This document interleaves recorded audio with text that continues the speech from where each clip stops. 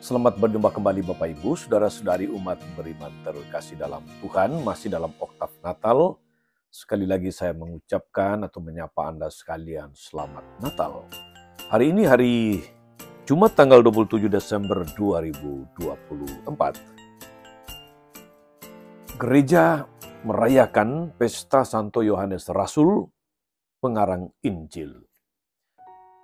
Kita akan mendengarkan saudara-saudari dan merenungkan kutipan Injil Yohanes bab 20 ayat 2 sampai 9. Kita mendengarkan sabda Tuhan.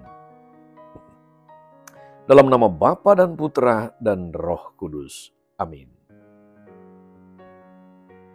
Pada hari Minggu Paskah, setelah mendapati makam Yesus kosong, Maria Magdalena berlari-lari mendapatkan Simon Petrus dan murid yang lain yang dikasihi Yesus dan berkata kepada mereka, "Tuhan telah diambil orang dari kuburnya dan kami tidak tahu di mana ia diletakkan." Lalu berangkatlah Petrus dan murid yang lain itu ke kubur.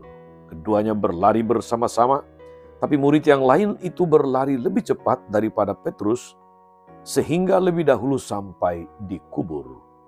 Dia menjenguk ke dalam dan melihat kain kafan terletak di situ. Namun ia tidak masuk ke dalam. Datanglah Simon Petrus dan juga menyusul dia dan masuk ke dalam kubur itu. Ia melihat kain kafan terletak di situ, sedangkan kain peluh yang tadinya ada di kepala Yesus tidak terletak dekat kain kafan itu, tetapi terlipat tersendiri di tempat yang lain. Sesudah itu masuklah juga murid yang lain yang lebih dahulu sampai ke kubur itu. Dan ia melihatnya dan percaya. Demikianlah sabda Tuhan. Bapak Ibu Saudara-saudari umat beriman yang terkasih dalam Tuhan, hari ini sekali lagi gereja merayakan pesta Santo Yohanes Rasul, penulis atau pengarang Injil. Rasul Yohanes, saudara-saudari, juga dikenal sebagai murid yang dikasihi Yesus. Pesta ini mengingatkan kita, saudara-saudari, akan peran kasih dalam mengenali jati diri Yesus. Setelah berinkarnasi, Sang Sabda tampil sebagai manusia yang konkret dalam diri Yesus. Firman hidup itu telah kami dengar dan kami lihat dengan mata kami. Telah kami saksikan dan kami raba dengan tangan kami. Itu sebagian dari kesaksian Yohanes tentang Yesus. Karena itu kebanyakan orang tidak akan bisa lagi mengenali jati diri yang ada di balik apa yang bisa dicercap oleh indera-indera kita. Hanya kalau seseorang sungguh-sungguh mengasihi Yesus, maka kasih itu akan memampukan kita untuk menangkap hidup kekal dalam tanda kutip yang telah dinyatakan di dalam diri Yesus. Saudari-saudara umat beriman terkasih, dalam Injil, ketika menjenguk ke dalam kubur Yesus, Petrus tidak mengalami apa-apa. Tapi ketika murid yang dikasihi itu melihat, dia percaya. Artinya murid yang dikasihi itu, Yohanes, ia percaya pada ajaran Yesus bahwa dia bangkit. Dan pada akhirnya bahwa dia adalah Sang Firman hidup. Bukan cuma keahlian dalam kitab suci, teologi atau ajaran-ajaran kitab suci, ajaran-ajaran gereja, bukan sekedar ketekunan dalam beribadah. Bukan pula hanya dekorasi atau gambar suci yang dibutuhkan untuk mengenali Sang Sabda yang menjelma menjadi manusia. Tetapi terutama kasih yang konkret kepada Yesus. Murid yang dikasihi Tuhan, Yohanes, dan yang mengasihi Tuhan, telah memberikan kita contoh hari ini. Ia melihatnya dan percaya. Saudara-saudara, umat beriman terkasih dalam Tuhan.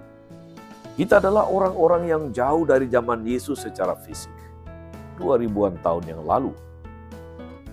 Tetapi kalau hari ini, kita yang mendengar firman ini, kita yang mendengarkan kesaksian ini, mendengar dan percaya, maka tak mungkin kita percaya kalau kita tak punya kasih kepada Tuhan.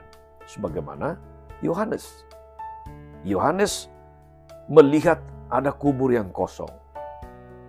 Langsung percaya.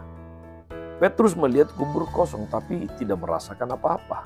Maria Magdalena melihat kubur kosong tapi dia juga tidak percaya bahwa Yesus bangkit. Baru ketika berjumpa dengan Yesus dalam penampakan, Maria Magdalena percaya. Tapi Yohanes beda. Dia sangat amat dekat dengan Yesus. Dia disebut sebagai murid yang dikasihi Yesus, tapi juga murid yang mengasihi Yesus. Karena itu ketika melihat kubur kosong, dia langsung percaya. Saudara-saudara, umat beriman terkasih dalam Tuhan, kepada murid yang dikasihinya inilah, dan murid yang mengasihi dia inilah, Yesus menitipkan bundanya, Bunda Maria. Inilah ibumu. Dan setelah itu, Maria mengikuti Yohanes sampai ke Efesus di dalam masa pewartaan dan pelayanan Yohanes.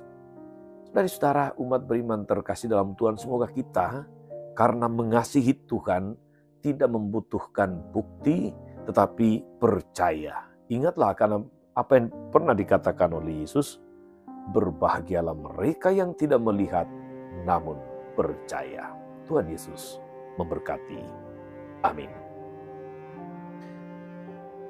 Tuhan Yesus Kristus, kami bersyukur karena melalui firman-Mu hari ini kami semakin diteguhkan dalam iman akan Dikau yang telah bangkit untuk menyelamatkan kami. Semoga kami bertumbuh dalam kasih akan Engkau, agar kami mampu mengenali, mengimani dengan sungguh Engkau sebagai Sang Firman hidup itu, dan mengikuti teladan hidup-Mu, juga mengikuti teladan hidup Santo Yohanes Rasul, murid yang Engkau kasihi. Terpujilah nama-Mu Tuhan sepanjang segala masa. Amin. Saudari-saudara sekalian, berkat Allah turun atas saudara-saudari, atas mereka yang kita doakan atau kita janjikan doa. Mereka yang sakit dan menderita, segala rencana, karya, pelayanan hari ini, Bapa dan Putra dan Roh Kudus. Amin. Tetap sehat, teruslah menjadi berkat. Jangan lupa like, subscribe, nyalakan lonceng notifikasinya. Salam 52, Tuhan memberkati.